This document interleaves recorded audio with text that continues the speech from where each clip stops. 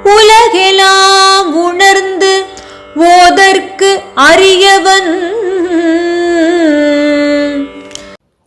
சேதி நாட்டில் மலைய மாநாடுன்னு ஒரு குறுநில தேசம்.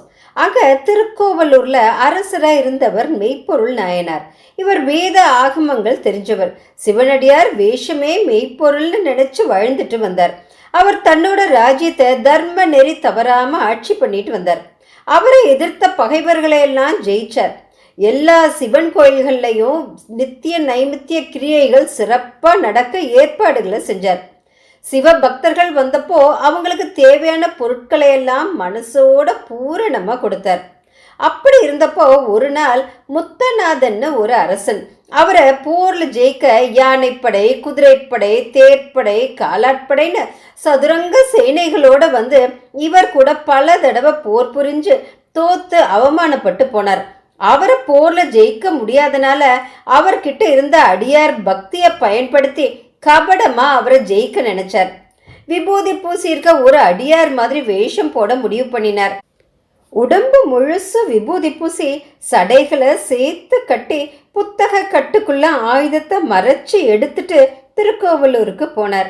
அரண்மனை வாயிலுக்கு போனதும் வாயில் காவலாளி அவரை கும்பிட்டார். சுவாமி உள்ளே போகலாம்னு சொன்னார். உள்ள போய் அதே மாதிரி மற்ற வாயில்களையும் கடந்து கடைசி வாயில் கிட்ட போனார். அங்கிருந்த காவலாளி பேரு தத்தன். இப்போ ராஜா தூங்கிட்டு இருக்கார், நீங்க சமயம் தெரிஞ்சு போகணும்னு சொன்னார். அதை கேட்ட முத்தநாதன், நான் அவருக்கு சாஸ்திர உபதேசம் செய்ய போறேன், நீ என்ன தடுக்க கூடாதுன்னு சொல்லிட்டு உள்ள போனார். உள்ள மெய்ப்பொருள் நாயனார் கட்டில்ல தூங்கிட்டு இருந்தார். பக்கத்துல அவர் மனைவி இருந்தாங்க. பட்டத்தரசிய பார்த்ததும் இவர் பக்கத்துல போனார்.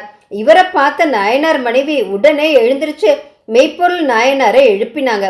அவரும் கண்ணு முழிச்சு சிவனடியார் வேடத்துல வந்திருந்த முத்தநாதனை எதிர்கொண்டு கையெடுத்து கும்பிட்டு நின்னார்.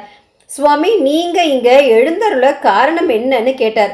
அதுக்கு முத்தநாதன், உங்க கடவுளான பரமசிவன் ஆதி காலத்துல அருளுன சைவ ஆகமங்கள்ல எங்கேயும் கிடைக்காத ஒரு ஆகமத்தை உங்களுக்கு போதிக்கிறதுக்காக கொண்டு வந்தேன்னு சொன்னார்.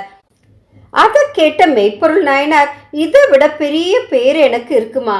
அந்த சைவ ஆகமத்தை வாசிச்சு எனக்கு அதோட பொருளை சொல்லி அருளணும்னு கும்பிட்டு கேட்டார். அதுக்கு முத்தநாதன், பட்டத்தரசி இல்லாம நீங்களும் நானும் வேற இடத்துல இருக்கணும்னு சொன்னார். உடனே மெய்ப்பொருள் நாயனார் தன் மனைவிய அந்த புறத்துக்கு போக சொன்னார். பொய் வேஷத்துல இருந்த முத்தநாதன் ஆசனத்துல இருக்க சொல்லிட்டு இவர் கீழே உட்கார்ந்தார். இனி சொல்லுங்கன்னு சொன்னார். முத்தநாதன் தன் கையில வச்சிருந்த புத்தக கட்டை மடிமேல வச்சு புத்தகத்தை அவிழ்க்கிற மாதிரி அவிழ்த்தார். மெய்ப்பொருள் நாயனார் அவரை கையெடுத்து கும்பிட்டு இருந்தப்போ அந்த புத்தக கட்டுக்குள்ள மறைச்சு வச்சிருந்த உடைவாளை எடுத்து அவரை குத்திட்டார். ஆனா மெய்ப்பொருள் நாயனாரோ சிவ வேடமே மெய்ப்பொருள்னு அப்பவும் அவரை கும்பிட்டார். அந்த முத்தநாதன் உள்ள நுழைஞ்சப்பவே ராஜாவுக்கு என்ன அபாயம் நடக்குமோன்னு மனசை அங்கேயே செலுத்தி கவனமா இருந்த தத்தன் காவலாளி ஒரு நொடியில உள்ள நுழைஞ்சு அவர் வாழ்நாள அந்த எதிரிய வெட்ட போனார்.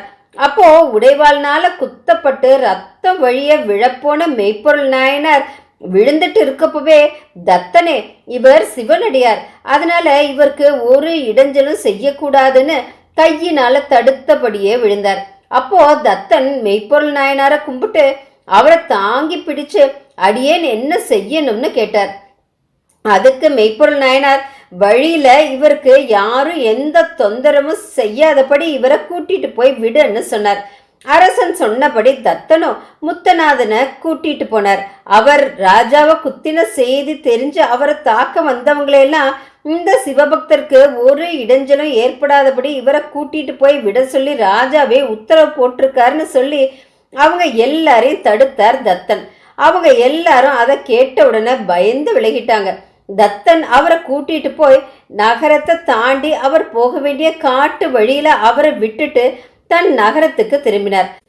சிவ வேடத்துல இருந்த முத்தநாதனை எந்த இடைஞ்சலும் இல்லாம கூட்டிட்டு போய் விட்டுட்டு வந்த விஷயத்த கேட்கறதுக்காக போக வேண்டிய உயிரை பிடிச்சு வச்சுட்டு தத்தனுக்காக காத்துட்டு இருந்தார் மெய்ப்பொருள் நாயனார். தத்தன் மெய்ப்பொருள் நாயனார் முன்னாடி போய் நின்று அவரை கும்பிட்டு சிவ பக்தருக்கு எந்த இடைஞ்சலும் ஏற்படாதபடி அவரை கொண்டு போய் விட்டுட்டு வந்துட்டேன்னு சொன்னார். அதை கேட்ட மெய்ப்பொருள் நாயனார், இன்னைக்கு நீ எனக்கு செஞ்ச உபகாரத்தை வேற யார் செய்வான்னு சொன்னார். தனக்கு அப்புறம் ஆட்சி செய்ய வேண்டிய தன் மகன்களையும் மந்திரி முதலாளவங்களையும் பார்த்து சைவாகம விதிப்படி விபூதி மேல வச்ச அன்பை பாதுகாக்கணும்னு அறிவுரை செஞ்சார்.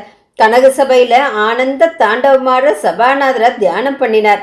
அப்போ சபாநாதர் மெய்ப்பொருள் நாயனாருக்கு காட்சி கொடுத்து அவரை தன்னோட திருவடிகள்ல சேர்த்துக்கிட்டார்.